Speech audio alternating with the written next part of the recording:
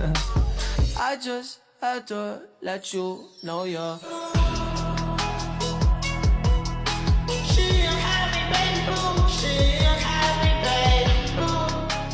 Oke, ya selamat pagi teman-teman. Kami duduk di sini ingin mempresentasikan hasil kerja kami. Perkenalkan, nama saya Ligorio Sairil. Saya Irfan. Saya Maufik. Saya Nazewa. Oke, kami akan membacakan tugas minggu ketiga terlebih dahulu yang akan dibacakan oleh saya. Ketiga itu pengantar RDF. Yang pertama itu RDF adalah dasar dari semantik web. Kedua, digunakan untuk representasi data. Ketiga, memungkinkan data saling terhubung. Semantik web, terutama itu web yang memiliki makna, data bisa dipahami mesin, dan mendukung integrasi informasi. Konsep resource ialah resource, segala sesuatu yang bisa dibahas, bisa berupa objek, orang, atau konsep, sehingga menjadi inti dalam RDF. Makna resource digunakan dalam standar semantik web, menjadi dasar penamaan RDF, dan semua hal direpresentasikan sebagai resource. Distribusi data di web, data tersebar di berbagai mesin. Setiap mesin menyimpan sebagian data dan query dijawab oleh mesin terkait. Distribusi data baris, satu server yang menyimpan satu entitas lengkap, contohnya karya sastra tertentu, dan disimpan per baris. Keuntungan distribusi baris itu dia itu fleksibel dalam pembagian data, beban kerjanya terbagi dan mudah dikembangkan.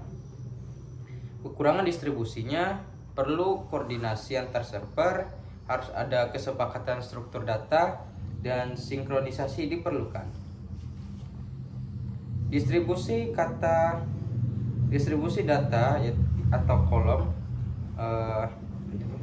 yaitu server menyimpan atribut tertentu gitu, contohnya judul, tanggal, dan publikasi. Setelah itu data dibagi per kolom. Keunggulan distribusi kolom itu mudah menambah atribut baru, tidak mengganggu server lain, dan lebih fleksibel. Penggabungan data berasal dari berbagai sumber dan harus digabungkan kembali agar mempermudah proses RDF. Peran triple RDF itu struktur, subjek, predikat, objek, mudah digabungkan dan dapat membentuk graf data. Sekian dari saya dan akan dilanjutkan oleh Irfan.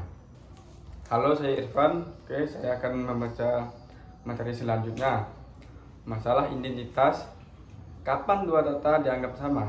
Masalah utama dalam penggabungan diselesaikan dengan URI. Selanjutnya URI, Uniform Resource Identifier. Selanjutnya identitas global resource dan digunakan di seluruh web.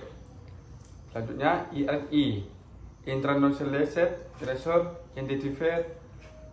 Kedua, versi lebih luas dari URI. Ketiga, mendukung berbagai karakter. Oke, selanjutnya identitas global. Setiap resource punya URI unik. Dua, mencegah konflik data. Tiga, memudahkan integrasi. Dan selanjutnya namespace digunakan untuk mengelompokkan identifier. Kedua, mencegah bentuk nama. Ketiga, RDF namespace. Dan selanjutnya namespace RDF. Namespace standar RDF menyediakan identifier umum digunakan dalam representasi data. Selanjutnya RDF dan data tabel. Data tabel bisa diubah ke RDF seperti baris ke resource dan kolom ke property. Oke, selanjutnya tantangan RDF. Representasi data tabular, konversi ke triple, perlu pemetaan yang tepat. Dan RDF atau XML, format awal RDF berbasis XML direkomendasikan W3C. Selanjutnya, kelemahan RDF atau XML. Sulit dibaca manusia, kurang populer saat ini, kompleks bagi developer. Selanjutnya, JSON LD. Format RDF berbasis JSON, lebih modern, mudah digunakan. Selanjutnya, keunggulan JSON LD, mudah dipahami, cocok untuk web modern, kompatibel dengan aplikasi. Selanjutnya, fitur JSON LD menggunakan ID, bisa referensi resource lain, mendukung grab data.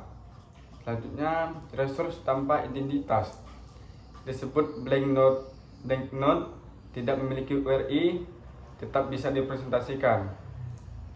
Selanjutnya, ringkasan RDF atau biasa disebut dasar semantik web, menggunakan URI untuk identitas, mendukung data distribusi. Kesimpulan, RDF hanya menyediakan infrastruktur, tidak menyelesaikan semua masalah, tapi penting untuk interaksi data. Penutup, terima kasih. Oke, sekarang akan dilanjutkan oleh Mofik. Oke, lanjut dengan saya Maufik. Di sini saya akan menjelaskan materi minggu keempat, yaitu adalah semantik web application architecture. Nah, lanjut ke pengertian. Semantik web application architecture adalah struktur atau susunan komponen yang digunakan untuk membangun aplikasi berbasis semantik web. Tujuannya adalah agar data di web bisa saling terhubung, dipahami mesin, dan digunakan secara lebih cerdas. Lanjut ke komponen utama semantik web. Yang pertama ada RDF parser atau serializer, digunakan untuk membaca dan menulis data RDF dari berbagai format. Terus ada RDF store atau triple store, tempat penyimpanan data dalam bentuk triple. Di antaranya ada subjek, predikat, dan objek. Lanjut ke RDF query engine, digunakan untuk mengambil data dari RDF store menggunakan query. Terus ada application, yaitu aplikasi, bagian yang digunakan user untuk berinteraksi dengan data. Contohnya analis, tampilan, dan lain-lain. Lanjut, ada revisioning engine. Dia digunakan untuk menarik kesimpulan atau inferensi dari data yang ada. Lanjut, di sini ada RDF parser atau serializer. RDF parser membaca file RDF, misalnya .rdf. Data yang dibaca diubah menjadi triple dan disimpan di RDF store. Tanpa parser, file RDF tidak bisa digunakan. Lanjut, ada sumber data semantik web. Di sini terbagi menjadi dua. Yang pertama ada relational database. Data dari table bisa dikonversi ke RDF. Digunakan standar R2RML atau Relational to RDF. Memungkinkan query RDF langsung ke database relasional. Yang kedua ada web page atau HTML. Banyak data penting di halaman web, seperti kontak, event, produk, perlu markup khusus agar bisa dibaca sebagai data terstruktur. Lanjut ada RDF Store. RDF Store ini mirip database, tapi khusus untuk data RDF. Menyimpan data dalam bentuk triple. Keunggulan utamanya bisa menggabungkan merge data dari berbagai sumber. Data dengan URI yang sama dianggap sama. Lanjut ada RTF, Query Engine atau SparkQL. Bahasa query standarnya yaitu SparkQL. Digunakan untuk mencari data dalam RDF. Dia bisa diakses sebagai web service SparkQL endpoint. Mirip SQL, tapi bekerja pada struktur graph. Nah, lanjut ke perbandingan dengan database relasional. Database relasional berbentuk table. RDF berbentuk graph, dia lebih fleksibel. Query RDF lebih mirip logika atau predikat dibanding join table. Oke, dilanjutkan dengan Nazewa. Oke teman-teman, kali ini saya akan melanjutkan pembahasan selanjutnya di materi keempat dari Maufik. Oke, pertama, application code. Application menggunakan API untuk mengakses PDF. Contohnya contoh aplikasi yaitu integrasi kalender, peta lokasi seperti Maps, sistem tagging atau anotasi, dan manajemen konten. Kedua, RDF Backend Web Portal. Mirip website biasa tapi menggunakan RDF sebagai sumber data. Yang kedua, data bisa berasal dari banyak sumber sekaligus. Yang ketiga, tampilan tetap bisa dipakai teknologi web biasa seperti React, JSP, dan lain-lain. Yang ketiga, data federation. Menggabungkan data dari berbagai sumber seperti database, XML, dan web. Yang kedua, semua data diubah ke format PDF triple. Yang ketiga, query bisa langsung mengakses banyak sumber tanpa perlu tahu asal datanya.